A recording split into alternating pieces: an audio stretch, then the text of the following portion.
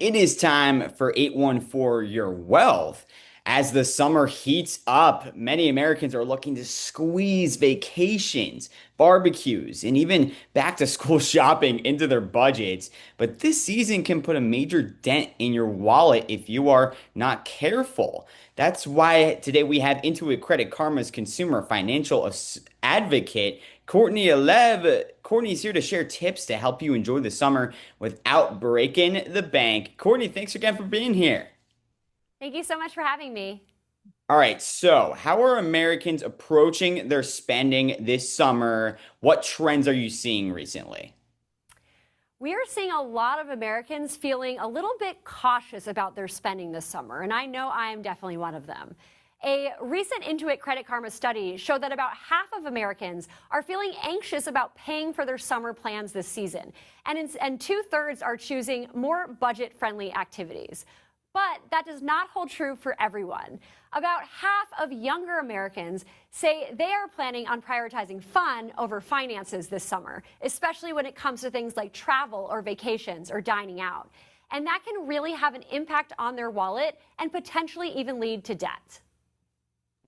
All right, so if we're talking consumers making the most of their summer without breaking the bank, what are some options? There are a ton of different options. In terms of travel, I encourage people to not overlook local gems just because they're close by. A road trip, camping, a drive to a nearby lake or the beach, this is going to be a great way to save money. You can split the cost of gas and groceries with your family or friends and borrow gear you might need but not have. That type of thing can really keep the cost per person down, but still give you that much needed change of scenery that we're all always looking for during the summer. And dining out can be a really fun thing to do, especially on like a perfect weather summer evening. But we know that the cost of dining out has really increased substantially over the last few years. The good news, though, is that dining in with friends, especially in the summer, can be just as fun. So I love recommending people to try a theme night. Maybe it's a DIY pizza making theme, a tiki night, or just a good old backyard barbecue. That's a great way to enjoy the summertime with your friends and family while keeping your costs a little more in check. I love those options because I feel like it's all about embracing those budget friendly summer plans, right? And I know, especially for maybe the younger generations, people in my age group, some of those folks might be hesitant to really embrace those ideas. So, what advice do you have for those folks, Courtney? Yes, embracing a budget-friendly summer does not mean no fun, no plans, no travel.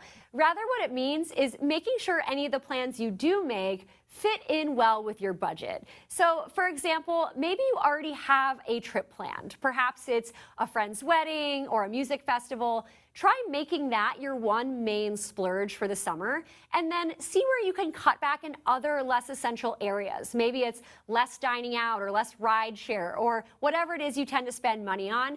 That can really kind of help your budget stay a little more balanced. I know for me, I'm going to a music festival with friends that I'm really excited about, but I'm sleeping on their couch instead of getting a hotel. That's going to save me hundreds of dollars, and I'm still going to have just as much fun. And especially for young people, you want to really be mindful of how you're making these purchases. We saw that 3/4 of Gen Zers said that buy now, pay later options actually encouraged them to spend money on things that they could not afford. So before you click buy on whatever purchase you're considering, it's important to make sure that it's going to fit in your budget, not just now, but later as well.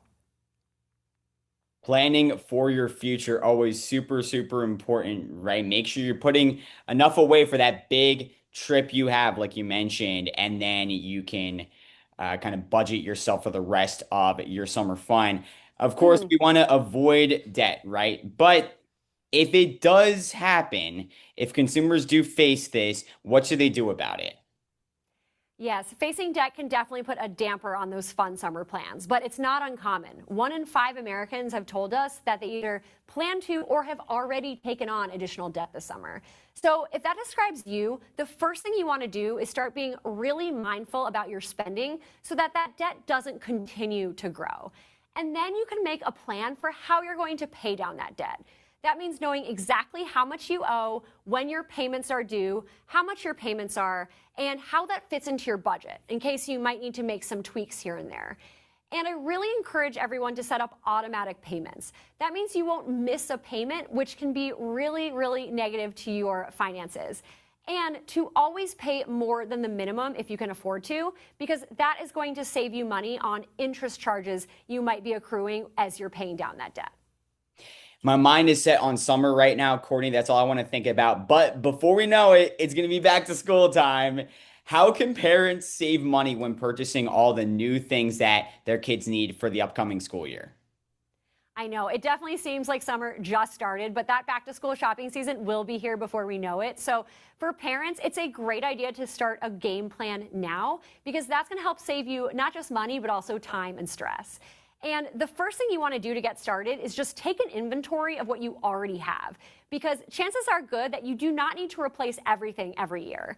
And then you can make a budget, figure out how much you have to spend on back to school, and then make two lists, one with your must-haves and then one with your nice-to-haves.